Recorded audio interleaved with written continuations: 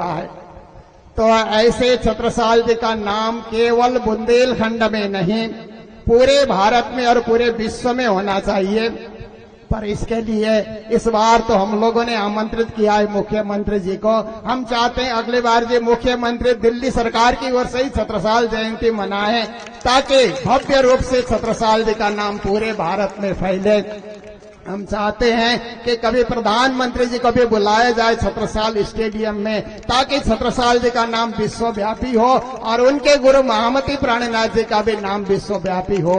यही हमारी हार्दिक सदिच्छा है। इसमें हमारे मुख्यमंत्री जी अवश्य ही हमारी इच्छा को पूर्ण करेंगे। इसी आशा के साथ छत्रसाल जी का परिचय तो बहुत लंबा चौड़ा है, परंतु समय कम होने के कारण मैं इन्हीं शब्दों के साथ सभी को प्रणाम करते हुए अपनी वाणी को विराम दे रहा हूं। बोलो महाराजा छत्रसाल के। बोलिए श्री प्राणनाथ प्यारे की, महाराजा छत्रसाल की जय।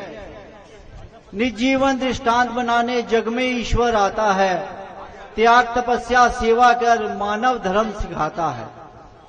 हम सबको अपने आप को इतना गौरवशाली मानना चाहिए, महसूस करना चाहिए कि हम ऐसी पावन भारत की पवित्र भूमि पर मानवता रूप लेकर जन्मे हैं। ये हमारा परम सौभाग्य है, जहां पर हमारे पूर्ण ब्रह्मक्षातीत श्री कृष्ण जी का जन्म हुआ, विद्याभिनंद बुद्ध निष्कलंक महामती श्री प्राणनाथ जी का जन्म हुआ, सतगुरु धनी श्री देवचंद जी का जन्म हुआ, और जिन्होंने राष्ट्र की रक्षा के लिए छत्रपति शिवाजी, महाराणा प्रताप, गुरु गोविंद सिंह जी और हमारे राष्ट्र नायक नरवीर हिंद केसरी महाराजा छत्रसाल जी ने अपना पूरा जीवन राष्ट्र के प्रति समर्पित कर दिया। और इसी जागनी अभियान को हम महामती श्री प्राणनाथ जी के अनुयायी, महामती श्री प्राणनाथ जी का जागनी अभियान महाराजा छत्रसाल जी की परंपरा को लेकर इस धर्म के अंदर प्रेम लक्षणा भक्ति से तुम सेवा से पाओ का मुख्य सिद्धांत, प्रेम लक्षणा भक्ति के भाव को लेकर अष्टपहर की सेवा पूजा के माध्यम से अपने आप को जीवन को धन धन बनाते हैं। और हमारा परम सौभाग्य इस वक्त हमारे भारतवर्ष का नाम विश्व पटल पर निरंतर बढ़ता चला जा रहा है। ऐसे यशस्वी हमारे भारत के हृदय सम्राट पथ प्रदर्शक परम सम्माननीय श्री नरेंद्र मोदी जी के नेतृत्व में कितना हमारा भारतवर्ष का नाम चल रहा है। एक जयकारा बोलो भारत माता की, वंदे वंदे। और ऐसे ही उनका पूरा मंत्रिमंडल, हमारे पूरे देश के परम आदरणीय सम्माननीय अतिथिगण, मुख्यमंत्रीगण, मंत्रिमंडल पूरी तरह निष्पक्ष भाव से 24 घंटे देश की सेवा में तत्पर है। और आज दीदी का कार्यक्रम इतना व्यस्त है, हमारे नवीन गोयल जी ने बहुत प्रयास किया, फिर भी उन्होंने हमारी प्रार्थना, हमारी संस्था की प्रार्थना को सहज स्वीकार किया। आपने हमारे को स्वीकृति दी। आपसे निवेदन, आप आए और महाराजा छत्रसाल जी के प्रति अपने भाव प्रस्तुत करते हुए हम सभी सुंदर साथ का मार्गदर्शन करेंगे।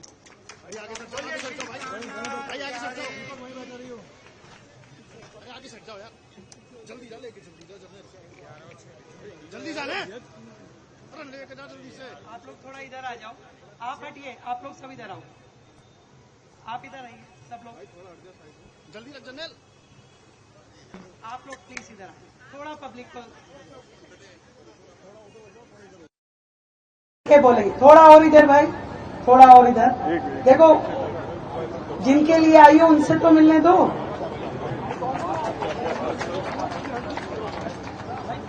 थोड़ा और इधर आना पड़ेगा, प्लीज रिक्वेस्ट है मेरी। आइए, हो पाएंगे क्या? थोड़ा सा, थोड़ा सा।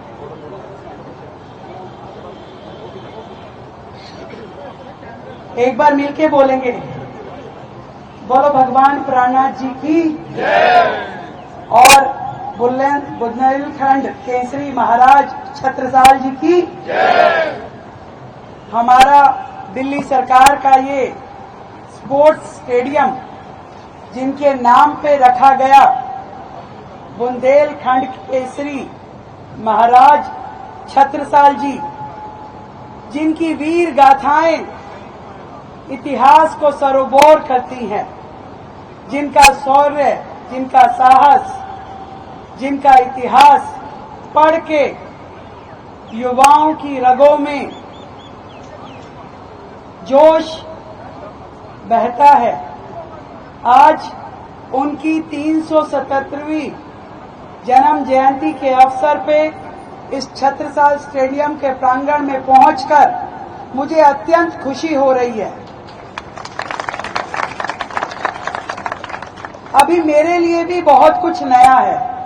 मैं पहली बार मुख्यमंत्री बनने के बाद इस स्टेडियम में आई हूं और इतनी बड़ी हस्ती के नाम पे इस स्टेडियम का नाम है। स्टेडियम से भी हजारों खिलाड़ी निकले हैं जो अलग अलग फील्ड में जिन्होंने अपना नाम रोशन किया है।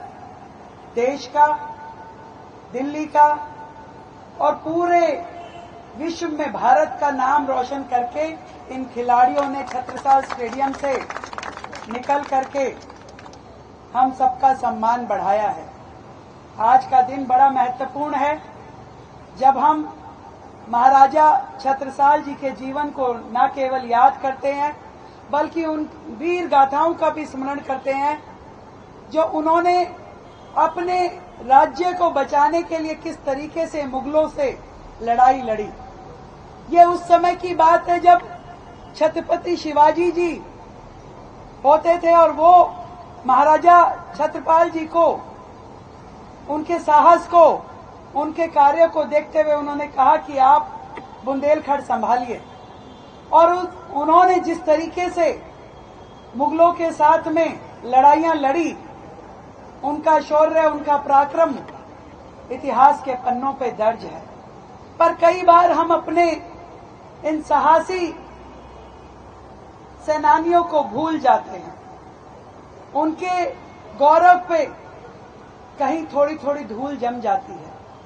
समय समय पे उनको याद करना, उनका स्मरण करना, ये भी हमारे लिए देशभक्ति का एक माध्यम है।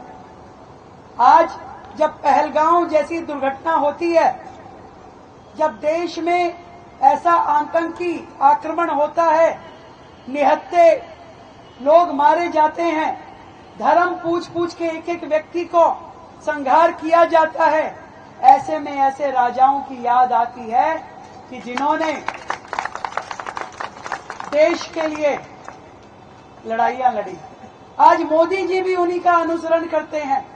आज हम 140 करोड़ भारतवासी गर्व करते हैं अपनी सरकार पे, अपने प्रधानमंत्री पे, अपनी सेनाओं पे, जिन्होंने हम सब के सम्मान की, स्वाभिमान की लड़ाई लड़ी। मैंने तो अभी नीति आयोग की बैठक थी जिसमें सभी पूरे देश के मुख्यमंत्री उपस्थित थे। मैंने प्रधानमंत्री जी का धन्यवाद किया अपनी देश की बहनों की ओर से। मैंने कहा प्रधानमंत्री जी को कि सर, मैं एकमात्र महिला मुख्यमंत्री इस बैठक में उपस्थित हूं और मैं आपका और देश की सेनाओं का कोटि कोटि धन्यवाद करना चाहती हूं, प्रणाम करना चाहती हूं उनको जिन्होंने देश की बहनों का स्वाभिमान रखा, उनका सम्मान बनाए रखने के लिए इस ऑपरेशन का नाम ऑपरेशन सिंदूर दिया। जितना सुकून मन को उन आतंकवादियों के अड्डे ध्वस्त करने से मिला, उससे भी ज्यादा सुकून इस ऑपरेशन के नाम को सुनने से मिला। ऐसा लगा कि एक भाई के रूप में, एक पिता के रूप में आदरणीय मोदी जी हमारी सेनाएं देश की हर बहन के साथ खड़े हैं और उनके सम्मान, स्वाभिमान के लिए, उसकी रक्षा के लिए हर वो कदम उठाते हैं जो पूरे विश्व को संदेश देने वाला हो। आज हर एक बहन अपने आप को गौरवान्वित महसूस करती है। उसे लगता है कि मैं अकेली नहीं हूं। यदि मेरी और कोई एक आंख उठा के देखेगा तो उसकी आंखें निकालने के लिए हजारों बंदूकें देश की सेनाओं की, हजारों तोपें उसकी ओर मुंह करके खड़ी है। एक नाराजगी मुझे पिछली सरकारों से है। चौक चौक पे राष्ट्रीय ध्वज लगा दिए गए। अपने अपने समय में महान राष्ट्रीय नायकों की तस्वीरें, मूर्तियां लगाई गई, परंतु उनकी देख रेख के लिए कोई कदम नहीं उठाया गया। तकलीफ होती है मुझे कि जब आप ऐसे महानायकों की मूर्तियां लगी हो और उनका रखरखाव ना हो। ऐसे ही भगत सिंह जी की मूर्ति जो मालवीय नगर में थी, जो मंत्री साहब की खुद की कॉन्स्टिट्यूएंसी थी, परंतु उस मूर्ति को खंडित अवस्था में वो देखते रहे। सभी चौक चौराहों पे जो झंडे, राष्ट्रीय ध्वज उखड़े हुए थे, बिखरे हुए थे, फटे हुए थे, उसको बदलवाने के लिए हमने आदेश जारी किए। महाराणा प्रताप जी की विशाल मूर्ति जो अगस्त्यन चौक पे, ISBT पे, कश्मीरी गेट पे है, खंडित अवस्था में पड़ी रही, परंतु ना मुख्यमंत्री का, ना मंत्रियों का, ना उनके विधायकों का किसी का ध्यान उस ओर गया। आज मुझे खुशी है कि महाराणा प्रताप जी की भी जन्म जयंती है और आज उसकी जगह, पुरानी खंडित मूर्ति की जगह नई मूर्ति का अनावरण हम लोग करने वाले हैं। महानायकों ने देश के लिए इतना कुछ किया, हमारा क्या फर्ज बनता है? क्या हम उनको सम्मान देने के लिए उनकी लगाई हुई इन मूर्तियों को, इन स्तंभों को भी यदि रखरखाव नहीं कर सकते, सम्मान नहीं कर सकते, तो हमारा जीना बेकार है। हमारा शासन में, प्रशासन में रहना व्यर्थ है। मैं ये समझती हूं हमारी ना केवल ये जिम्मेदारी है, बल्कि सामाजिक, राजनीतिक दायित्व भी है कि इन महानायकों को हम सम्मान दें। और आज इसीलिए इस पुण्य आत्मा को सम्मान देने के लिए, इस राष्ट्र नायक को सम्मान देने के लिए मैं इस कार्यक्रम में उपस्थित हुई हूं। ईश्वर की कृपा से, आप सबके आशीर्वाद से मुझे दिल्ली की मुख्यमंत्री के रूप में कार्य करने का जो मौका मिला है, मैं अपने आप से ये वायदा करती हूं कि पूरे शहर में एक भी महानायक की मूर्ति या राष्ट्र के प्रतीक, हमारे ध्वजों का अपमान कहीं होगा नहीं। उनको ससम्मान देखरेख की जाएगी। आप सभी को, पूरे समाज को, आदरणीय गुरुओं को, हमारे विधायक अशोक देवराहा जी को, समाज के सभी प्रबुद्ध जनों को और इस स्टेडियम की सभी अथॉरिटीज को मेरी ओर से बहुत बहुत साधुवाद।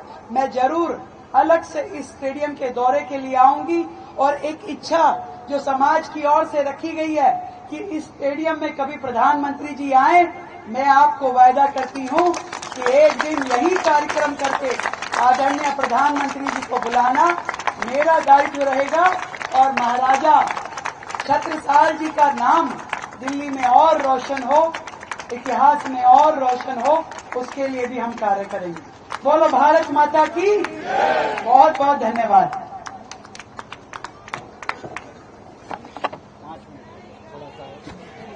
हमारा आगे 2 मिनट से 2 मिनट।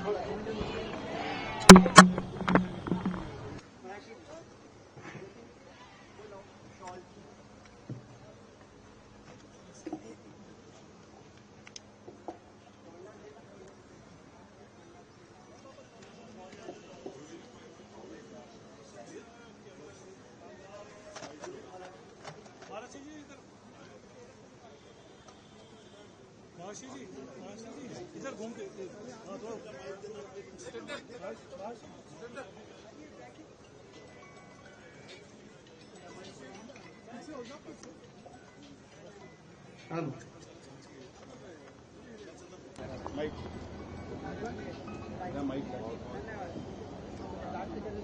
परम सम्मानीय,